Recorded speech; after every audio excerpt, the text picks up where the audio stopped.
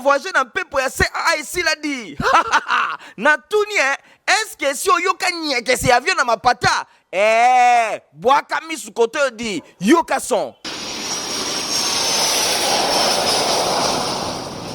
Bilengi ya kovoyager na CAA ezongi ba Congolais bayeba ye mosepelisidi CAA abamboli lisusu mbodi Lubumbashi jombo yetu vol Kinshasa Lubumbashi ya ezongi na CAA 8 fréquences mokoka par semaine. Désormais, chaque mardi, Kinshasa Lubumbashi, 7h45, 11h15. Vendredi, Lubumbashi Kinshasa, 12h40, 14h10. Dimanche, des vols la journée, Kinshasa Lubumbashi, 13h50, 17h10. Lubumbashi Kinshasa, 17h55, 19h15. Et bongo chaque samedi, et 4 vols mokoka la journée, Kinshasa Lubumbashi, 7h45, 11h15. Lubumbashi Kinshasa, 12h40, 14h10. Kinshasa Lubumbashi, 15h30, 19h juste. Lubumbashi Kinshasa, 20h15, 21h45. Et si l'idée bavol na CAA Zamba et Kezongi, Congo de Maboko, Kinshasa Goma, 6 fréquences par semaine. Kinshasa Mbujimai, 5 fréquences par semaine. Kinshasa Kananga, Kinshasa Mbandaka, Kinshasa Gemena, Pe Kinshasa Kindu Bangonyoso, des fréquences par semaine dit CAA a kubisi confort na nenga kosakanate sécurité pe régularité na nenga nyama 32 ans lelo na service ya bakliyo na ye mokili ndima edi CAA mfumu. Bon début de semaine na balandi nyonso ya info lingala journal ya peuple pour na peuple to fungola basango na biso na primature pour na kotel sabino que premier ministre Judith Suminwa accordaki successivement 2 audiences jeudi 4 juillet na bureau na ye ya primature na délégation ya HCRP na coordonnateur résident ya système de Nations Unies pe coordonnateur des opérations humanitaires Nathalie Kaila. Premier ministre, Madame Judith Suminwa Tuluka échangeaki na délégation à ACRP coordonnateur résident et système des Nations Unies, Pélissus coordonnateur des opérations humanitaires, délégation à ACR et même qui na représentante na République démocratique du Congo, Angèle Dikombwe, a réaffirmé qu'il soutient naye et paye premier ministre et chef ya gouvernement à la kisaki lisusu disponibilité la zaline yango ya ko soutenir ba initiative ya programme d'action na domaine où étali protection et assistance ya ba déplacer interne pe ba réfugiés. Autre ya patron exécutif central y appelé d'aki pona non respect ya engagement ya République démocratique du Congo oyo bazwaki na forum international oyo basalaka na 2019 pe 2021 aye ko sollicité que mboka na biso et signé convention oyo ya 1954 relative na statut ya ba patrimoine relative na statut ya ba apatride pe ba code ya 1961 sous réduction ya ba ya ba patride na oetali guerre na Est République démocratique du Congo agence ya Nations Unies pour na ba réfugiés yango baza ko dénoncer makasi ba activisme oya ba groupe armé ndenge bazali ko sala kuna pe ba violence oyo esalemi kuna et il faut esila Nangambu naye Bruno Le Marquis, coordonnateur résident et coordonnateur des opérations humanitaires na République démocratique du Congo ye ayeki koloba pour préparer prochain cadre de coopération oyo République démocratique du Congo et Sengeli esala na organisation na bango ba betaki lisusu ba solo ya ba moyen nini esengeli kosala pour appuyer protection et développement ya gouvernement congolais pour na oetali situation humanitaire balobeleki lisusu na oetali désengagement ya MONUSCO na République démocratique du Congo Bosimbake. République démocratique du Congo ezali ko compter près de 7,3 millions ya ba déplacés, 40% na Ituri, plus de 30% na Nord Kivu, et 20% na Sud Kivu. Coordonnateur des opérations humanitaires na République démocratique du Congo, bazali ko préconiser situation politique pe processus oyo en cours et même mongo ba frimoko ya kitoko pe bazali ko saisir occasion pour lancer appel na ba donateur oyo afin de répondre na ba besoins humanitaires na montant à 2,5 millions de dollars américains. Vice-ministre de la Justice et du Contentieux international, Maître Samuel Mbemba Kabouya, a présidé que jeudi 4 juillet, réunion où ils ont visé à Kosala, point pour na contentieux internationaux où ils ont impliqué RDC. Nadine Assona.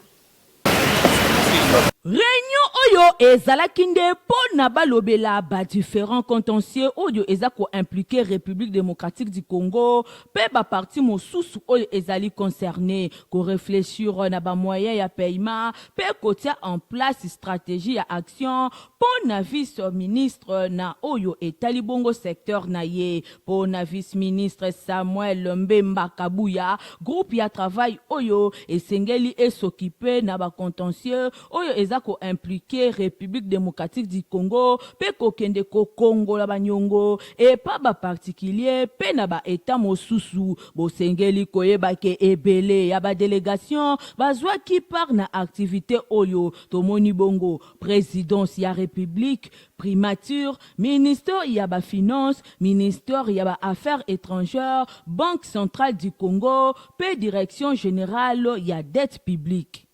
Ba agent pe ba cadre retraité ya ligne aérienne congolaise lak na mokute ba salaki sitting mercredi 3 juillet na ministère ya portefeuille pour na ko réclamer ba décompte final na bango héritier Mapindemi. Ba agent pe ba cadre retraité ya ligne aérienne congolaise oyo ezalaka société nationale ya aviation ya République démocratique du Congo et salaka lokumu ya mboka panda bambula ebele zokande ba agent oyo bazwa ba retraite na bango compagnie ezala bongo liquidé sans que bazwa ba décompte final na bango basala pe ba mois ebele ya ba impayement l'état azala ba nyongo na bango ba arriéré oyo ata société ya mokili moko te etikala kozala boye plus de 100 mois mobimba ya ba arriéré de salaire pe de compte final et pesamate natina wana bazali kobelela eloko moko ya malonga ezali kosalema te mercredi 3 juillet 2024 lisanga ya ba agent oyo pe ba cadre ba retraité ya lag basalaki sitting kolongwa na air terminus oyo ezwami na commune ya Gombe bakendaki tina ministère ya portefeuille pona komona Jean-Lucien Boussa oyo azali ministre ya portefeuille po ayeba na kotala likambo na bango nzela ba agent pe ba cadre retraité ya lag batambolaki pe bakomaki na ministère ya portefeuille epai wapi ministre azalaki te kasi bayambamaki na ba conseiller na ye pe tango basilisaki masolo secrétaire général ya syndicat na bango apesaki compte rendu epai ya ba agent pe ba cadre nyonso retraité bazalaki libanda. Zali message na biso ya détresse message na biso ya kolela ode mikonzi bako koyoka biso totamboli bamoni pasi ya population bayebi yango parce que ekomami na mikanda ya biso moko na mikanda même ya ministre ya portefeuille alongwaki oyo akei akomelaki bango mpona kolakisa bango toza na pasi toza population toza kosouffrir.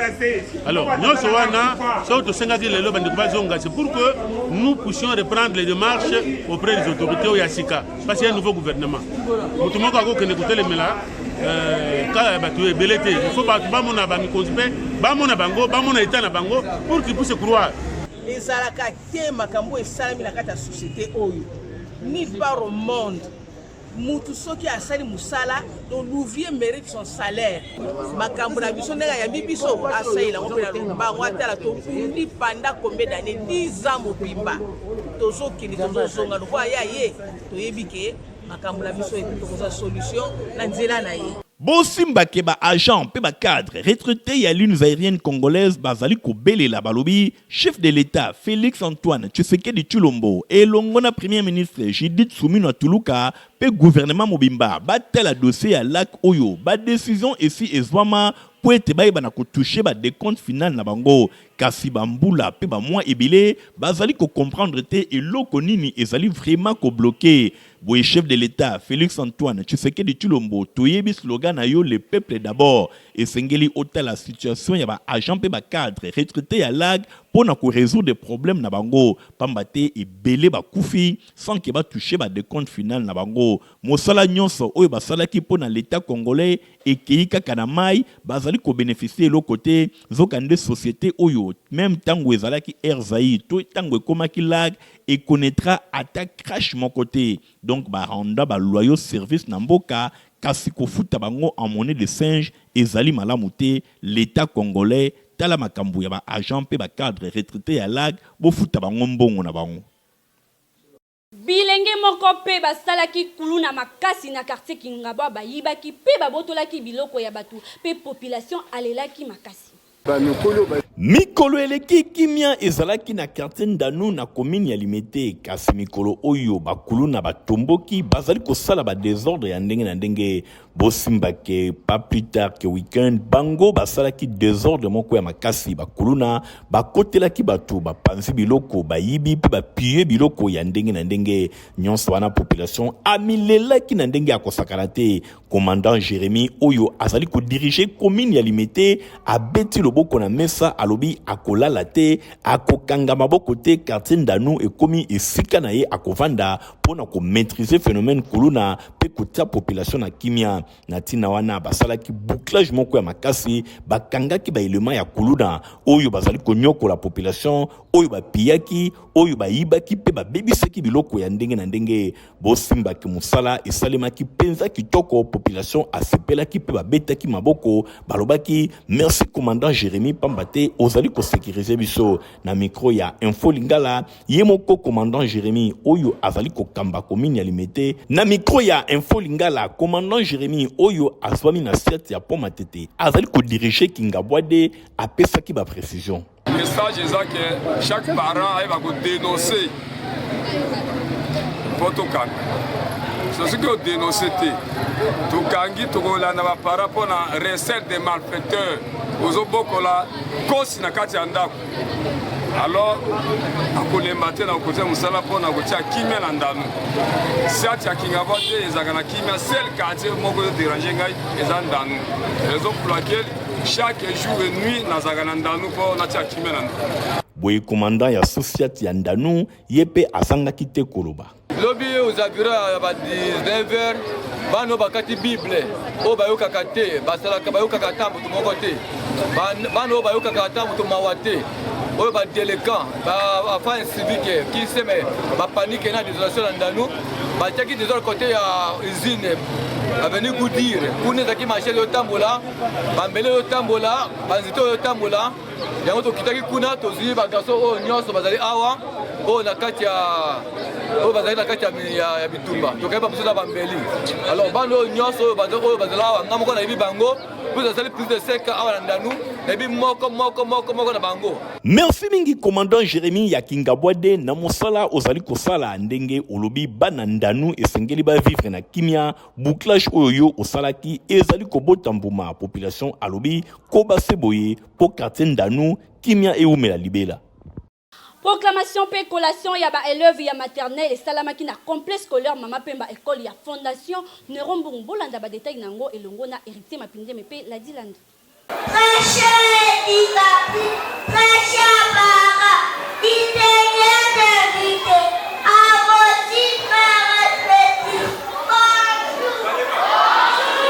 Collation ya ba élève ya cycle maternel na complexe scolaire Mama Pemba école ya fondation Nerombungu et salemaki kitoko na présence ya ba konzi ya complexe scolaire Mama Pemba ba parents pe bato ya ndenge na ndenge bazalaki wana bosimbake ba démonstration ya ndenge na ndenge et salemaki ba recitaki ba salaki ba poème pe ba démonstration ya makasi oyo ezali kotalisa niveau ya formation ya complexe scolaire Mama Pemba bino moko botala bongo tango proclamation esalemaki bakote ya ba élève ezalaki vraiment likolo nyonso wana esengeli koloba merci na fondation Nerombungu musala kitoko ozali kosala complexe scolaire Mama Pemba ezali kopesa formation moko ya qualité esukaki wana te proclamation ya ba classe mosusu pe esalemaki toujours na complexe scolaire Mama Pemba epai wapi ba parents pe ba invité ya ndenge na ndenge bayaki ebele nyonso elekaki na cours ya école complexe scolaire Mama Pemba epai wapi ba fenêtre pe ba recital esalemaki ba démonstration kitoko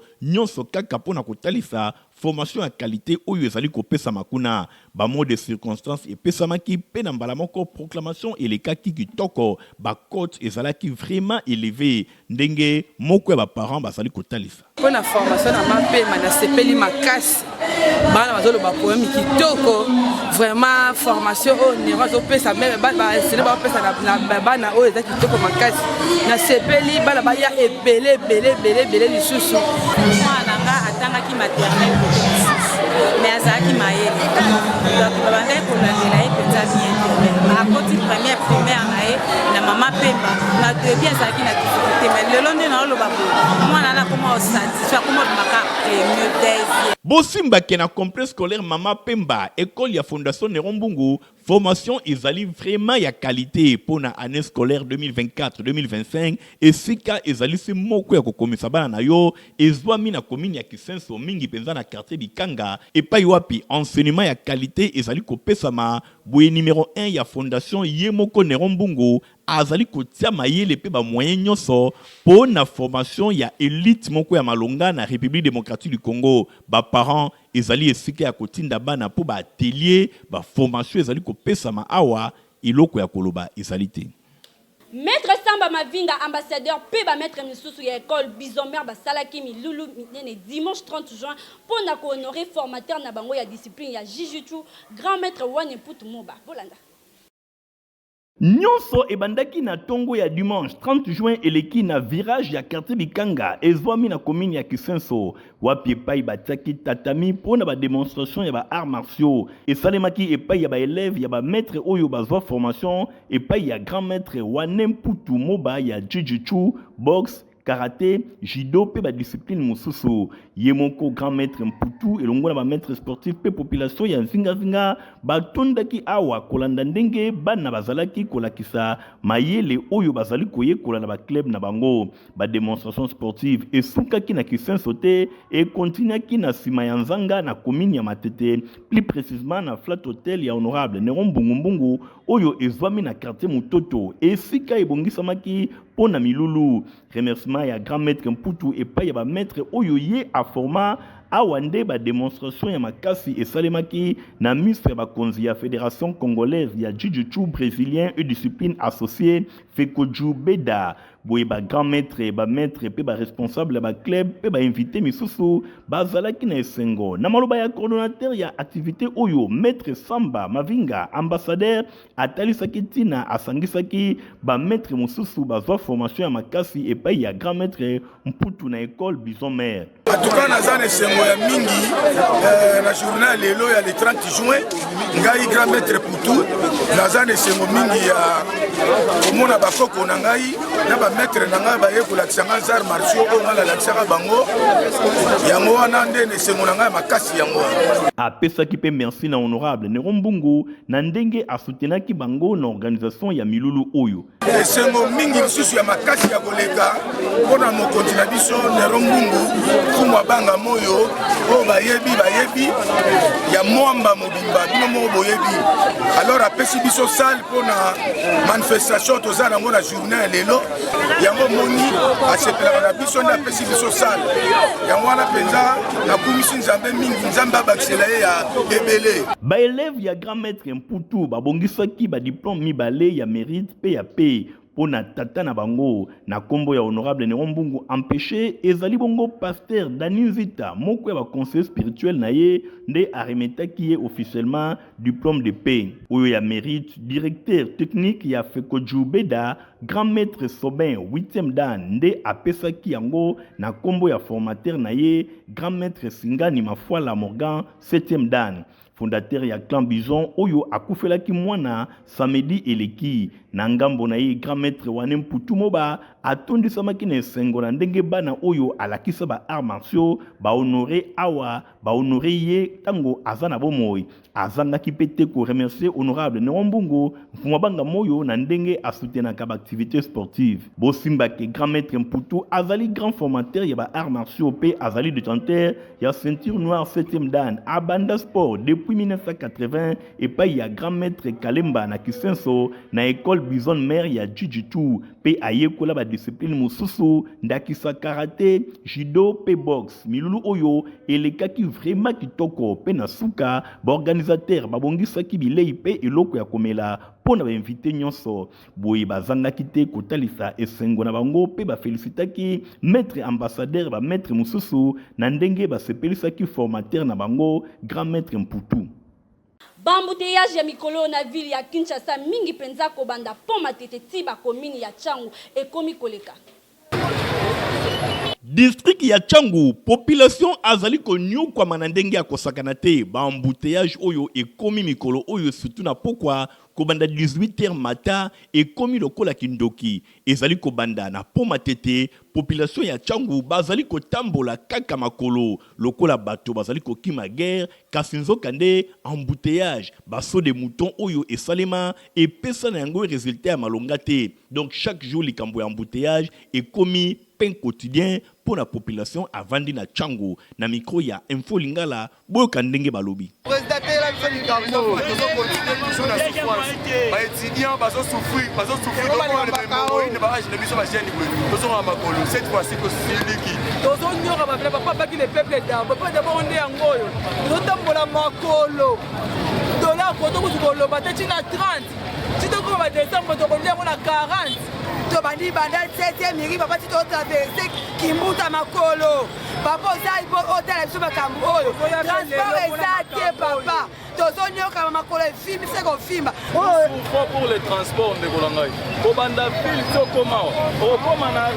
receveur azobelela o 200 300 où est le gouvernement. Chaque jour kotambola makolo boye ezali kopesa pasi na ndenge ya kosakana te. Entrée à Petro Congo, entrée à Njili quartier 1, entrée Kimbuta nyonso ekomi pasi pona kolongwa po matete okoma ata na Kimbuta na quartier 1 na commune ya Njili esengeli kozala combattant préparer kaka ndenge nini okobeta makolo pona ko atteindre ba kingasani ba mikondo pe bisika na bisika likambo ya transport ata oza na mbongo na poche bosana yango population ya Changu basengi na ba autorité basala makasi pona ko réguler circulation ao na district ya Changu pambate embouteillage ekomi na yango lokola kindoki ekomi bilei na bango ba préfet ya ba itomat mibale site ya Ndolo ista pe ya Binza Devon na Ngalema bazali ko bengisa ba parents oyo balingi bana na bango bazwa ba formation technique baleka na ba bureau na bango ko retirer ba fiche ya demande d'inscription oyo ezali déjà disponible na année 2024-2025. Kinshasa boyo kasangola memeli bino na oyo etali bongo ba formation ekuba na domaine technique ya solo ya ngonde esalaka ke ba benga bana na bino ba ingénieur yoka pona année scolaire 2024-2025 Institut technique de météorologie aviation et télécommunication itemat Ndolo ista pe itemat Binza ista na Delfo na commune ya Ngalema bazali ko bengisa ba parents nyonso ya Kinshasa pe ya ba province ya RDC oyo bana na bango bazali na ba ambition ya kolanda ba formation na ba domaine technique lokola aviation civile, mécanique générale, mécanique automobile, électricité générale, construction générale, météorologie et électronique oyo na kati na yango bokozwa 3 options totangi radiotransmission,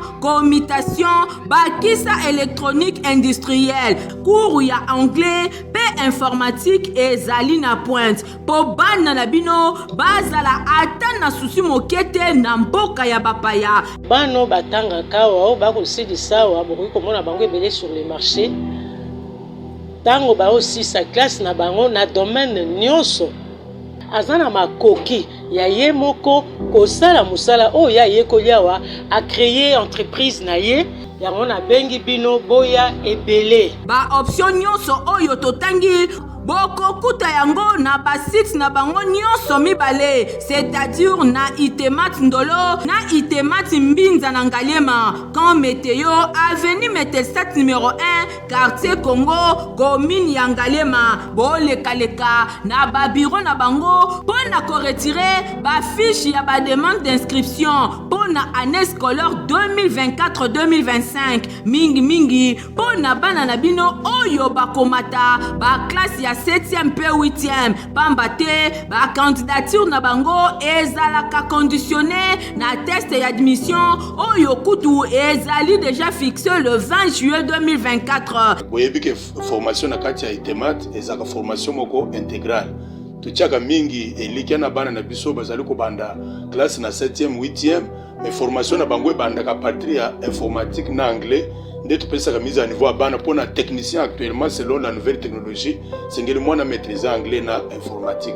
et puis tokai pe ko signaler ba pratique oyo ezali kosalema na ba différents domaines techniques na biso. Je pense yo moko moni ndenge tosili koyamba laboratoire ya simulation ya bavol mpona bana section aviation civile na batelier mosusu. Je pense nde mabongiso tisili kobongisela baboti po ete baye na lombangu le 20 juillet déjà inscription et premier test kosalema ya inscription na kati ya itemat istal. Pona bana na bino bazala na santé ya kitoko potopoto komeleza lycée Protivap.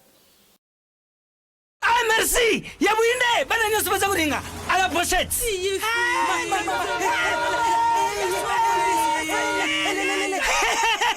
Buzala kwarme, Protivap est tonne la protéine et énergie. Ah papa merci, merci pour les Protivap, c'est bon pour les enfants. Eh bino, bote la baonine, bote ma bodole bino, vamos kansa bomba bonga. Pona bana na yo bakumarukura bana oyo, fo lesaka bango poto poto Protivap. Et ça va pota pota te. Allez, kamata, bon appétit. Bana nyeso bayaka Protivap. Ah bah si kulia ya bango Protivap, ba bandi badasi na bango ya ba bébé pro. Tala.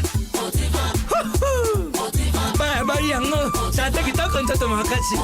Tukana mbimbi, oyo tukana mbimbi. Makusa, Protivap, poto kitoko pona ba bébé pro. Toko mitango oyo tolandaka info météo mingi penza pona koyebisa bino journée ya vendredi 5 juillet ekozala ndenge nini bolanda.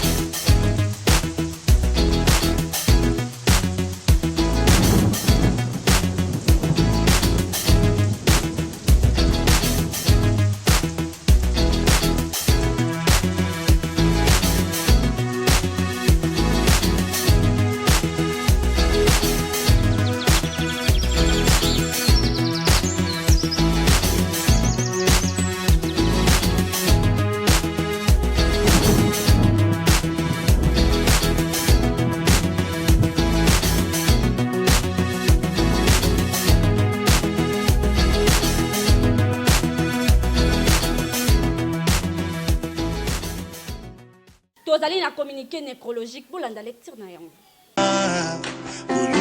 Église ne possible a dit d'Engiringiri Bazali na Mawaya koyebisa na Église Corps du Christ liwa ya servante dédiée Mireille Pembe Datouli oyo akufaki mokolo ya lundi 24 juin 2024 na hôpital Centre du Kitambo. Programme matanga ezali boye. Dimanche 7 juillet, veillée mortuaire écosalema na résidence familiale Oyuzwami na avenue Djabir numéro A68,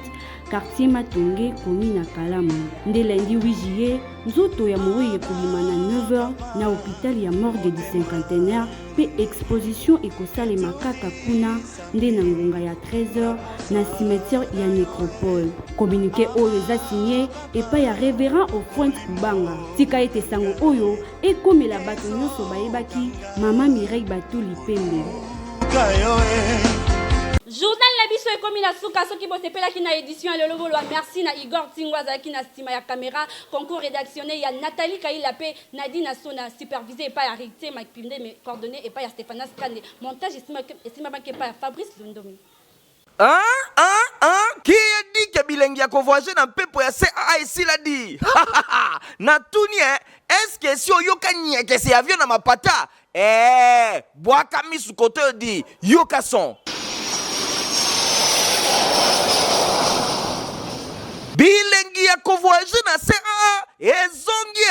ba Congolais bayeba ye mosepelisidi CAA abamboli lisusu mbodi Lubumbashi jombo yetu vol Kinshasa Lubumbashi ya ezongi na CAA 8 fréquences mokoka par semaine désormais chaque mardi Kinshasa Lubumbashi 7h45 11h15 vendredi Lubumbashi Kinshasa 12h40 14h10 dimanche des vols na journée Kinshasa Lubumbashi 13h50 17h10 Lubumbashi Kinshasa 17h55 19h15 et bongo chaque samedi et ngaye 4 vols mokoka na journée Kinshasa Lubumbashi 7h45 11h15 Lubumbashi Kinshasa 12h40 14h10 Kinshasa Lubumbashi 15h30 19h juste Lubumbashi Kinshasa 20h15 21h45 et si l'idée bavol na CAA Zamba et Kezongi Congo de Maboko Kinshasa Goma 6 fréquences par semaine Kinshasa Mbujimai 5 fréquences par semaine Kinshasa Kananga Kinshasa Mbandaka Kinshasa Gemena pe Kinshasa Kindu bango nyonso 2 fréquences par semaine di CAA a kubisi confort na nenga kosakana te sécurité pe régularité na ndenge ya nyama 32 ans lelo na service ya bakliyo na ye mokili endima edi CAA mfumu.